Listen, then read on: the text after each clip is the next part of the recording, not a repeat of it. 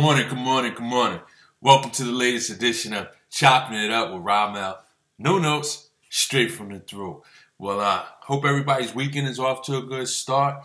If you are a sports fan like myself, this is the weekend for you. This is a Christmas gift from the sports god. I mean, last night in the NBA, there were 14 games on. Today, NFL games all throughout the day, starting at 1 o'clock. Ending at about 11:30 tonight.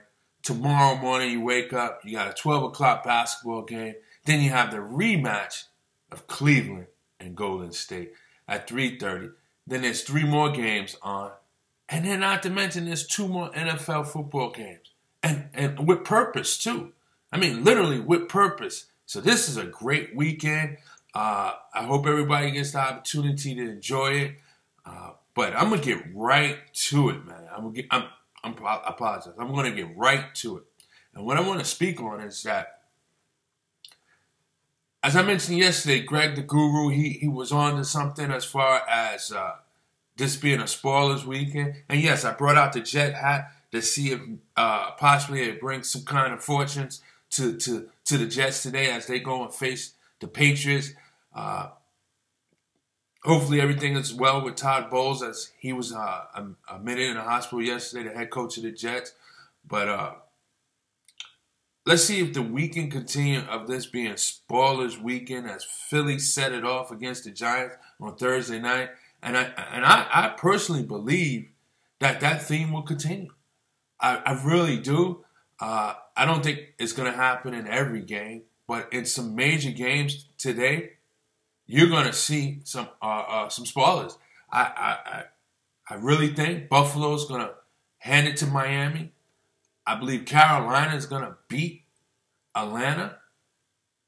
And I think there's a strong chance that the Jets upset the Patriots. It's probably less likely than the other scenarios, but I do think that's going to happen.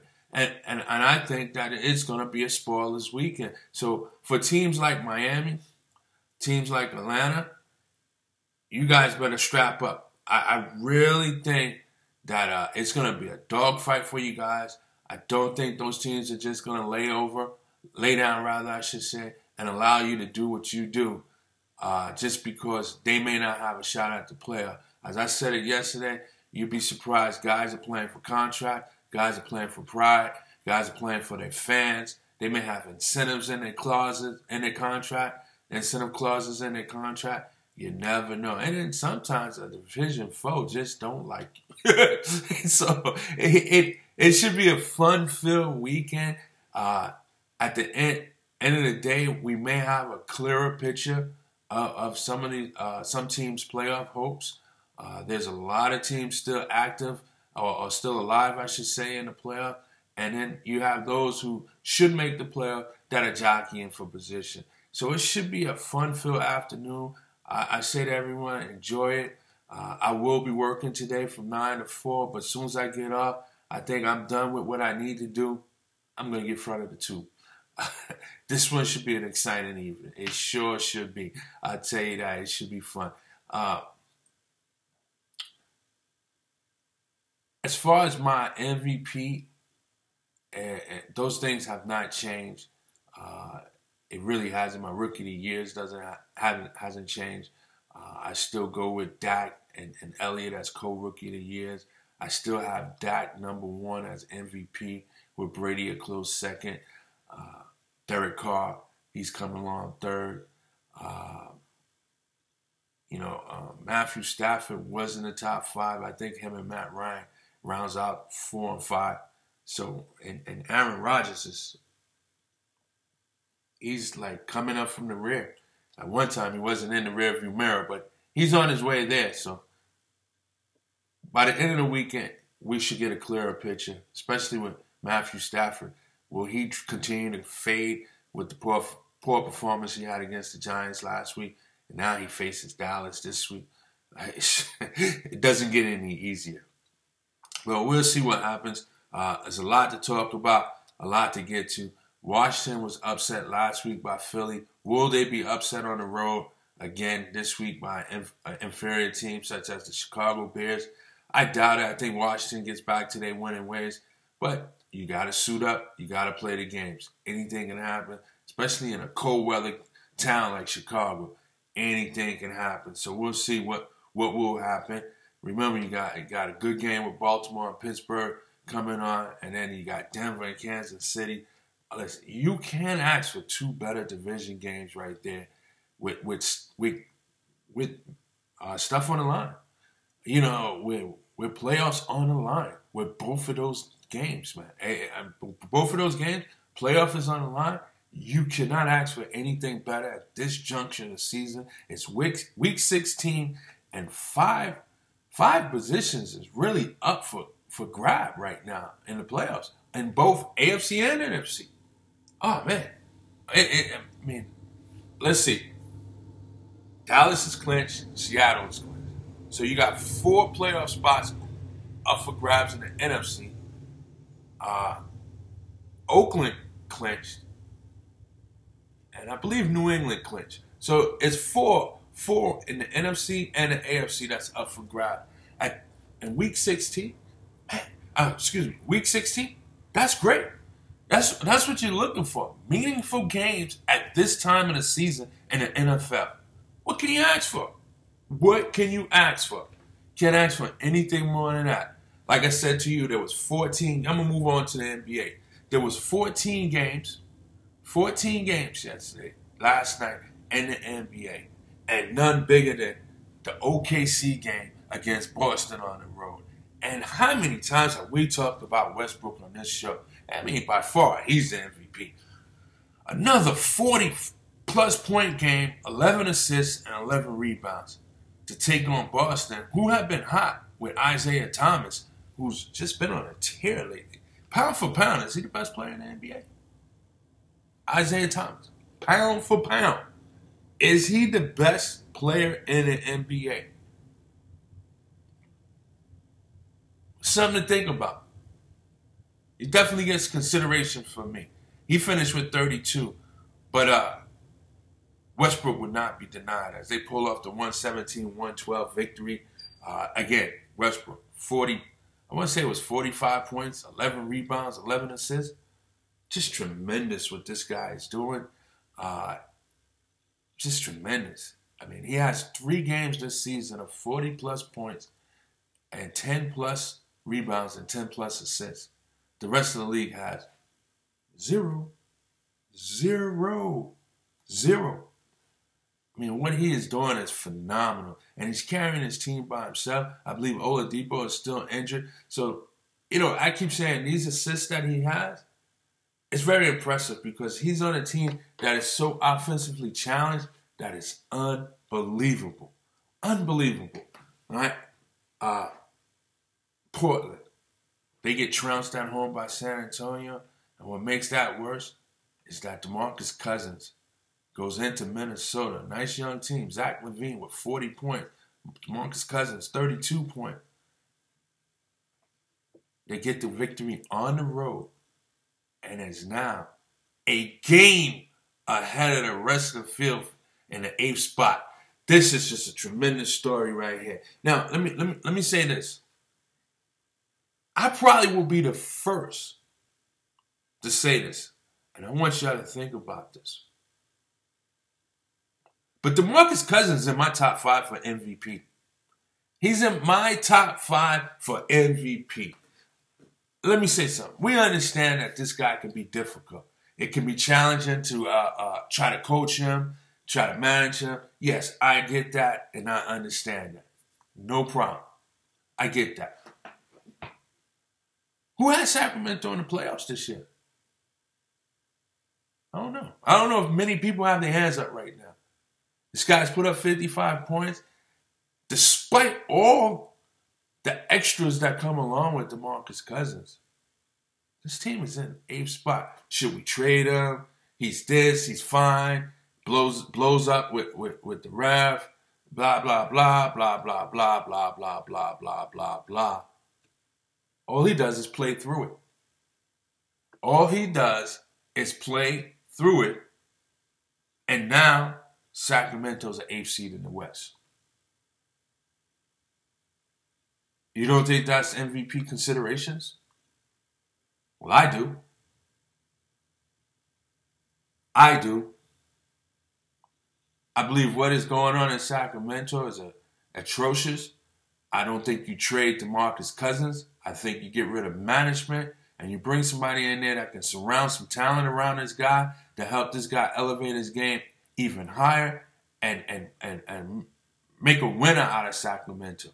You know, even if it's not a championship team, just be a playoff team. I bet you get more from DeMarcus Cousins and less extra from him. There's rumors that Brandon Knight might be headed to Sacramento. That's a great move. That is a great move. Why not? They need a point guard. You got Darren Collison and Ty Lawson. Two serviceable point guards. Don't get me wrong. They're both a free agent at the end of the season. But you know what? I don't know if they're both starters at this juncture. Ty Lawson has fell out of favor throughout the league. The guy's still a good player. Don't get me wrong. He's still a good player. Don't know if he's a starter around the league. And Darren Collison, in my estimation, can be one of the better backup point guards in the game. To me, his best success came when he was backing up Chris Paul in both places, New Orleans and with the Clippers. You can keep either one of them, but if you have an opportunity to get Brandon Knight, you do it. Brandon Knight is coming off the bench in Phoenix. He's averaging like 23 minutes a game, but he's averaging like 13 and a half points. I believe it's 4 assists a game. Just equate that to starters minutes. 38 minutes a game, 36 minutes a game. You're looking at 18, 19 points a game, possibly 8 assists a game. He is what they need over there. They need a point guard. They need to build around DeMarcus Cousins. Like I said, MVP considerations, absolutely. This team, despite all the negative publicity that this team get or he gets, they're in eighth place in the playoff and playing well, playing very well, playing good. And Dave Yeager, the coach over there, who I thought did a very good job in Memphis and thought he should have never been fired. It seems like he's got this team going in the right direction. Maybe it's his leadership, or maybe DeMarcus Cousins is just capitalizing and having a huge impact, and finally the team is feeding off of him. But this team is looking up. And as far as Portland, I don't think it gets any better for Portland. I don't think it gets any better for Portland. I was on record early in the season saying that Portland will not make the playoffs, and I think the reason why they made the playoffs last year is because when you lose that much talent, that many starters, and those many players, no one expects you to be good or be on the same level as you were, and I don't think anybody had you on the radar. But now teams are circling the calendar. Oh, Portland's in town. Let me get some rest. Oh, Portland's in town. Let me lace them up. Portland's in town. Let me get a little extra shoot around. And as a result of it, they're not a top 8 team out west. And I don't think they will be. They're under 500 right now. I don't see it getting any better. They're in need of a trade. They really are. They're in need of a trade. They're a little weak at the front court. This team surrounds around one of the top 3 backcourts in the game, McCollum and Lillard. But their 3, 4, 5 are really role players that should come off the bench. And between that, they need a starter somewhere in it. They need a starter somewhere in there that can put up some points. I'm not sure who that is right now. I don't know if anybody's raising their hands to go to Portland. I just don't know. I don't know if there's anybody out there. Do they trade for DeMarcus Cousins? They got a lot of young talent. They could do that. But will they trade for DeMarcus Cousins? Eventually, DeMarcus Cousins may be traded. I wouldn't trade him, but he just might be traded. Do they make the move for him? Do they make a trade for Brook Lopez? They have enough talent to give back. Maybe a first-round pick. Brooklyn does not have a first-round pick as it belongs to Boston this year. So a lot to think about over there, but Portland is falling out of favor right now. One of the surprise wins last night was Dallas on the road against the Clippers. And these are games here that will haunt you. I know Blake is out for the extended time. Chris Paul was out with a hamstring issue. Dallas hasn't been able to get out of their own way. This is a home game for the Clippers. They have to find a way to beat this team. And they did not. Dallas pulls off the upset, 2-point win on the road against the Clippers. These are the type of games that you have to win. And the Clippers failed to win. And it could come back and haunt them. You got to win these games. The games that are winnable, you need to win them. That's why I always feel like the tougher games are always against the inferior team because you know you're going to get the best from them. And they have nothing to lose. They have nothing to lose. Nothing. So this one here, this is a bad loss for the Clippers. I think it comes back to haunt them. Hey, Cleveland continue their winning ways. The Warriors pull out a squeaker against Detroit. This is another team that many people was high on at the beginning of the season. Detroit, I know Reggie Jackson got hurt, didn't play the majority of the games over there, but right now they're falling out of favor. This is supposed to be a playoff team after the run that they made last year. Many people thought they could be a top 4 team, top 5 team out east. Right now, they're basically a top 10, top 11 team as they fall out of the playoff picture right now. I don't know if Detroit can turn it around. I don't know if Reggie Jackson is the right point guard per se there. Ish Smith could be the better point guard as a facilitator in the starting lineup.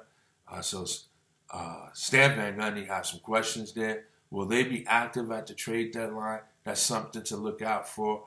But yes, they're not building or progressing from the season that they had last year. They could be in danger of missing the playoffs. I know it's early, but they could be in danger of missing the playoff, and that could be disappointing, especially coming off the season that they had. They were the 8th seed last year, gave Cleveland a tough first-round matchup. Not that Cleveland was in any doubt of winning it, but it was a tough 4 games. And because of that, people were a little higher on them, thinking that, yeah, Detroit might be able to take the next level going forward next season. It hasn't happened. And again, Reggie Jackson was injured, but it hasn't happened. And since he's been back about 2-3 weeks. Detroit has not looked comfortable and have not looked good at all. I'm not going to say they're one of the most disappointing teams out there. That would be Portland. But I think Detroit might be on the verge of missing the playoffs. Yeah, I think they are. Sad news to report. Lakers lose again, this time on the road to Orlando. Thought maybe they might have a chance with Orlando, being that they had to travel from New York and took an L at the Garden. And you figured maybe on a back-to-back the Lakers again. But this one wasn't even close. Final score, I think it was something like 109-90. Peyton, he led everybody with 29 points, I think it was. But, the Lakers have gone on some tough times. I think they've lost like 10 out of the last 12 or 10 out of the last 11. And here's the thing. Even with this bad streak of ball that they've played, they're only 3.5 games out of the 8th spot. So if they can just somehow get it together, maybe the Christmas break might help them out, just regroup and get it together, they're not out of it. But right now, the culture of that locker room is severely changed since the beginning of the season. I like Luke Walton there. I think they can turn it around and make it interesting, especially with a team like Sacramento not really running away with it because Sacramento's in the 8th spot, but they're like 3 or 4 games under 500. And the Lakers is just 3.5 games behind them. So it's not too late for the Lakers, but I worry about the culture of the Lakers. Not necessarily their game, but the culture of the Lakers. So that's something to be concerned with. But listen, I'm going to wrap it up. Don't be surprised if you see Chopping It Up with Ramel Holiday Edition later on today. I just might do that. But if not, hey, you guys enjoy the rest of your evening. I hope when you wake up in the morning, there's a gift under the tree that you really need or want it. And I hope Santa's good to everyone. But remember the reason for the season. That's what I want to say. Just remember the reason for the season. And everybody have a safe day and a blessed day. And I'll see you guys back here in 24 hours. Peace and blessings, man. Remember, this is Chopping It Up with Ramel. No notes. Big for the throat.